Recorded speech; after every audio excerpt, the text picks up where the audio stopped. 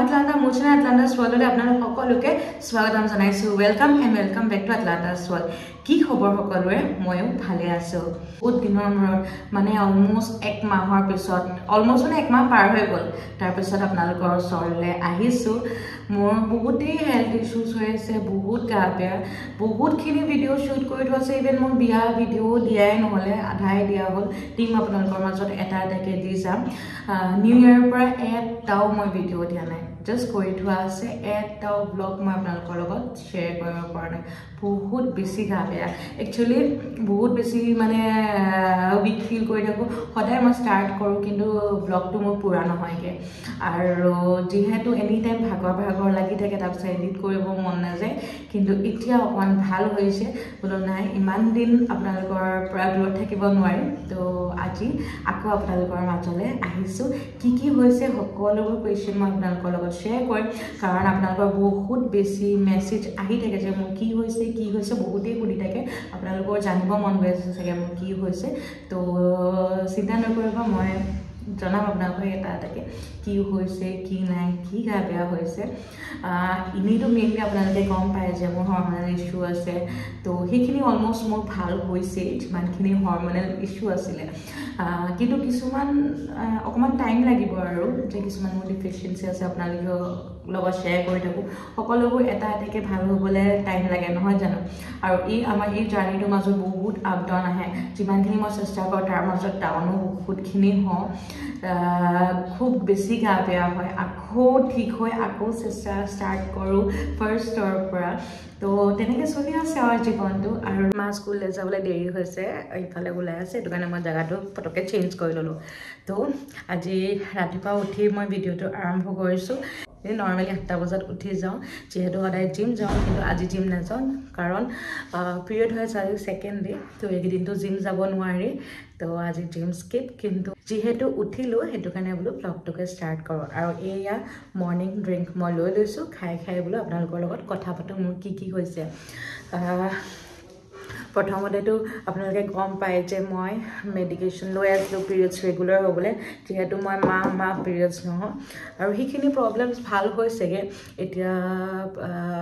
regular হৈছে মানে মই 20 দিনৰ মূৰে পিৰিয়ডছ হৈছোঁ তাৰ কাৰণে বহুত বেছি উইকনেছ হৈছে বহুতেই বেছি উইকনেছ হৈছে মানে এনি টাইম গাটো বেয়া লাগি থাকে কাৰণ বহুতখিনি ব্লাড লছ হৈছে ন এক মাহ নহওঁতেই যিহেতু হৈছোঁ মানে কেতিয়াবা মাজতে এনেকুৱা হৈছে 20 দিনো নহয়গৈ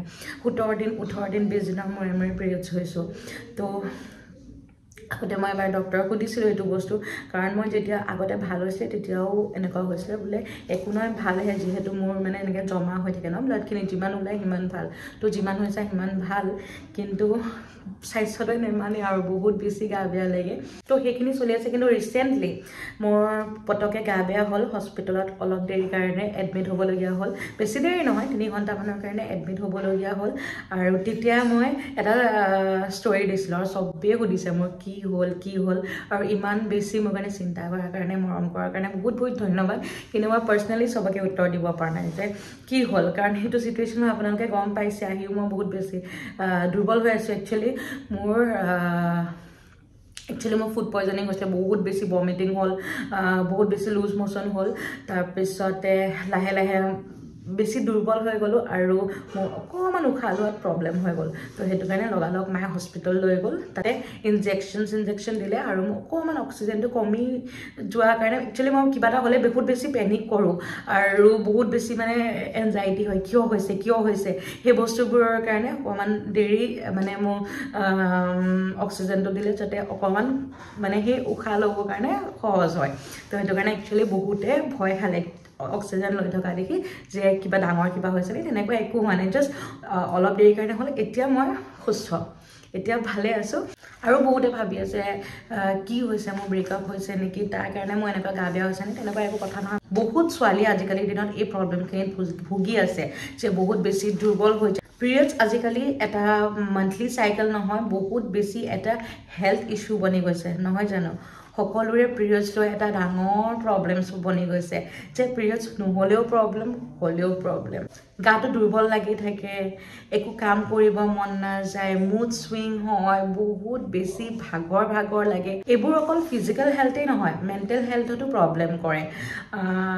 আৰু যেতিয়া এই বস্তুবোৰ প্ৰবলেমবোৰ হয় ডেইলি আমাৰ কামবোৰ কমি যায় ৰখি যায় যেনেকৈ মোৰ আজি এটা মই ভিডিঅ'টো দিবৰ কাৰণে কৰিলোঁ কিন্তু কমপ্লিট নহ'লগৈ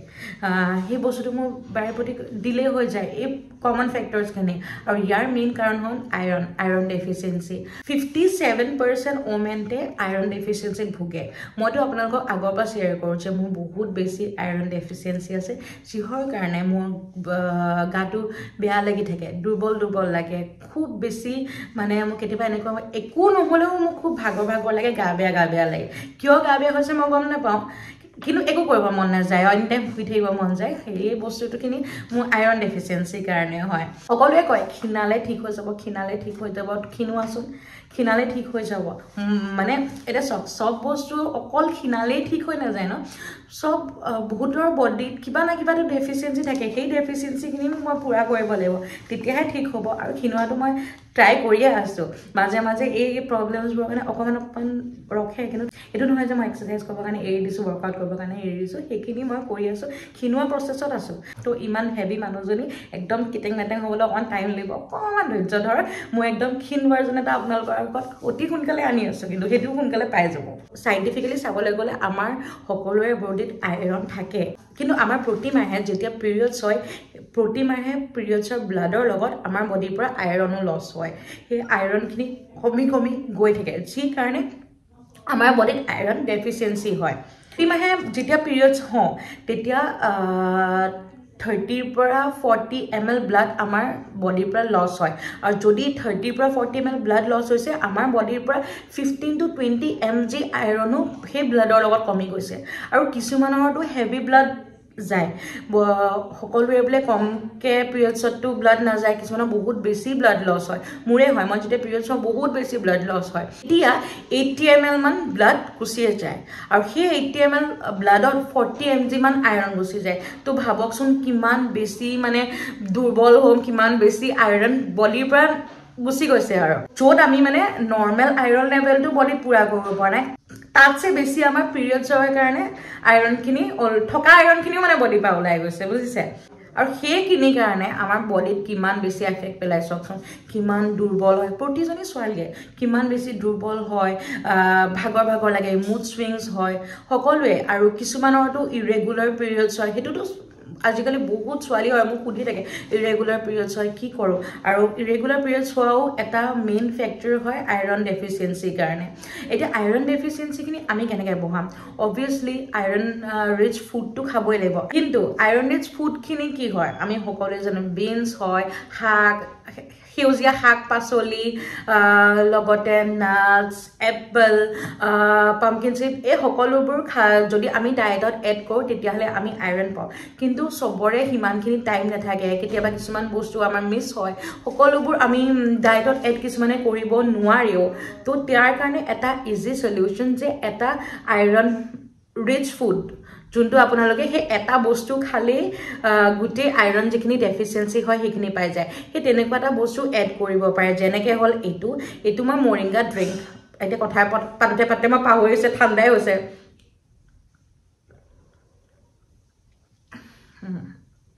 এইটোৱে হ'ল নেচাৰ চিয়ৰ মৰিংগা লিফ পাউডাৰ মানে চজিনা গছৰ পাতৰ যোনটো পাউডাৰ আৰু ইয়াৰ পেকেটটোৰ ভিতৰত এখন স্পুন দিয়ে এখন হাউ টু ইউজ মেনুৱেলি ইয়াতে আপোনাৰ ৰেচিপিও লিখা আছে আৰু কেনেকৈ ইউজ কৰিব পাৰে এইখিনি লিখা আছে লগতে এখন চাৰ্টিফিকেট পিউৰিটি এণ্ড অথেণ্টিচিটি যে তেওঁলোকৰ বস্তুসমূহ একদম পিয়'ৰ হয় আৰু এয়া পেকেটটো খুলি 1 চামুচ